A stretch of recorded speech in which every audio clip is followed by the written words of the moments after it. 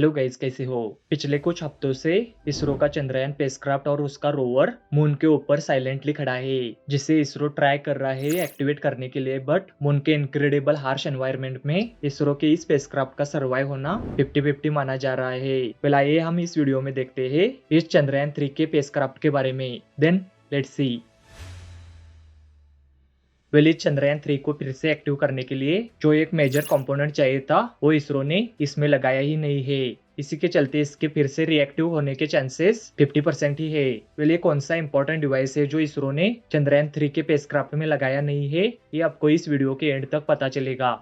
Moon की single night अर्थ के 14 days के बराबर होती है। इसका मतलब रोवर एंड इसके इलेक्ट्रॉनिक्स को मून के माइंड बॉगलिंग कोल्ड टेम्परेचर को सहना पड़ता है, और विदाउट एनी पावर सोर्स इसका सरवाइव होना बहुत मुश्किल है। 4 सितंबर 2023 को इसरो ने मून के सरफेस पे लास्ट टेस्ट परफॉर्म किया था, जहां पर उन्होंने विक्रम लैंडर को मून के सरफेस से 40 सेंटीमीटर ऊपर उठाकर फिर से रीलैंड करवाया था।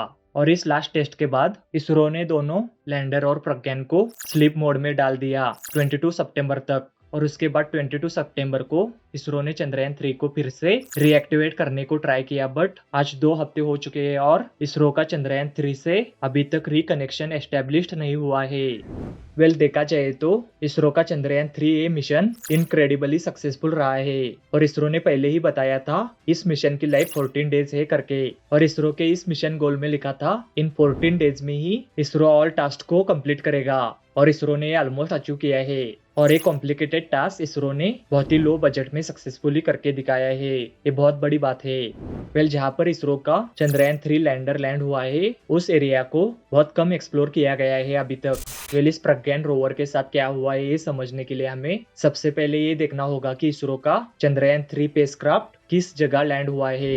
रिसेंट ईयर्स में दुनिया भर के स्पेस एजेंसीज इस पर्टिकुलर पॉइंट के ऊपर एक्सप्लोर करने की प्लानिंग कर रहे हैं, जो है साउथ पोल। जो प्रेडिक्ट किया जा रहा है कि इस साउथ पोल में सरफेस के बिलो आइस प्रेजेंट है, जिसे फ्यूचर में जाके ड्रिंकिंग वाटर या रॉकेट फ्यूल बनाने के लिए यूज किया जाएगा। बट इस साउथ पोल तक पहुंचना इतना भी आसान नहीं है। यहाँ मून के ऊपर बहुत सारे अनइवन पॉटहोल्स मौजूद है, जिससे यहाँ पर साइंटिफिक एक्सपेरिमेंट्स को कंडक्ट करना बहुत मुश्किल है, और इस जगह सनलाइट का पहुंचना भी ऑलमोस्ट इम्पॉसिबल है। इसके चलते इस जगह -250 डिग्री सेल्सियस तक टेम्परेचर पहुंच जाता है। चंद्रयान 3 एग्जैक्टली साउथ पोल के सेंटर में लैंड नहीं हुआ है, बल्कि साउथ पोल के लास्ट रीजन में लैंड हुआ है। बट फिर भी चंद्रयान 3 स्पेसक्राफ्ट को नेगेटिव कोल्ड टेम्परेचर का सामना करना पड़ेगा लूनार नाइट में।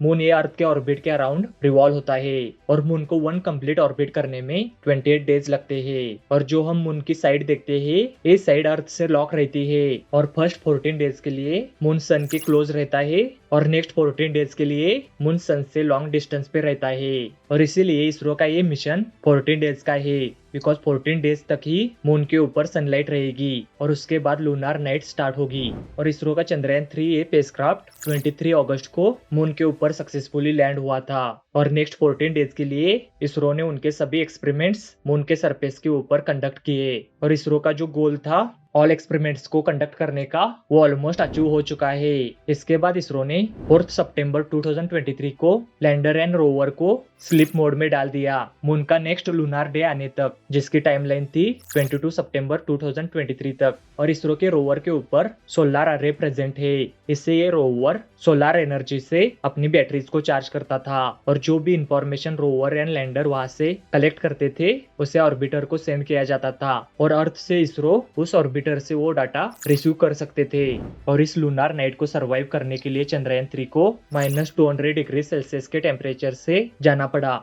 और जो इसरो ने रोवर एंड लैंडर में बैटरी फिट की थी वो उतने बड़े साइज की नहीं थी कि नेक्स्ट 14 डेज के लिए मून के लूनार नाइट में वो चल सके। और ये बैटरीज -18 डिग्री सेल्सियस तक ही काम कर सकती है, और इन बैटरीज और अदर इलेक्ट्रॉनिक्स कंपोनेंट्स को गर्म रखने के लिए हीटर की जरूरत थी, इसलिए इस डिवाइस को लगाया जाना था, बट इसे नहीं लगाया गया। इसके कारण सभी कंपोनेंट्स को नेक्स्ट लूनार डे तक गर्म नहीं रख पाए, इसीलिए रोवर एंड लैंडर का फिर से एक्टिव होना ये नेक्स्ट टू इम्पॉसिबल है। On the other hand China ने जो रोवर मून के ऊपर भेजा था उस रोवर में चाइना ने रेडियो आइसोटोप हीटर यूनिट को फिट किया था, जो है RTG, radio isotropic thermo electronic generator. Well ये वही डिवाइस है जो मैं वीडियो के स्टार्टिंग में बात कर रहा था। वेल ये स्मॉल डिवाइस मून के लूनार नाइट में रोवर को हॉट रखता था, और इस डिवाइस में जो रेडियो एक्टिव मटेरियल यूज हुआ है वो है प्लूटोनियम 238, और ये मटेरियल कांस्टेंट हीट को जनरेट कर सकता है, और इसी की हेल्प से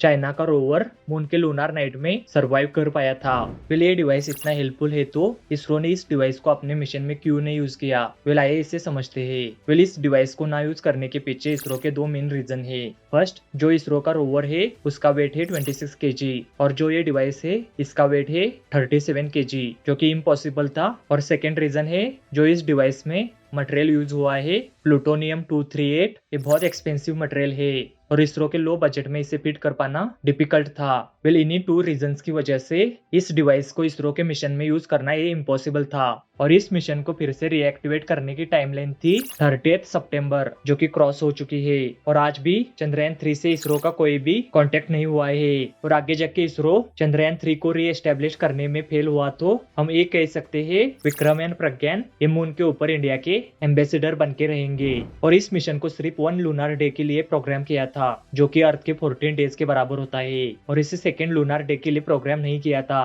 बट एक उम्मीद ही थी कि ये फिर से रिकनेक्ट हो सकता है। बट नेवरदलेस इसरो ने इन्हीं 14 डेज में उनके मिशन का ऑब्जेक्टिव अचीव किया है, तो हम कह सकते हैं कि इसरो का ये मिशन कम्प्लीटली सक्सेसफुल रहा है। वेल चंद्रयान 3 के ऊपर मैंने ये वीडियो भी बनाया है, ये वीडियो भी आप देख सकते हैं। वेल ये वीडियो आपको इन्फॉर्मेटिव लगा तो इसे लाइक एंड शेयर करना, एंड और भी ऐसे इंटरेस्टिंग वीडियोस के लिए do subscribe. Thanks for watching, see you in the next one.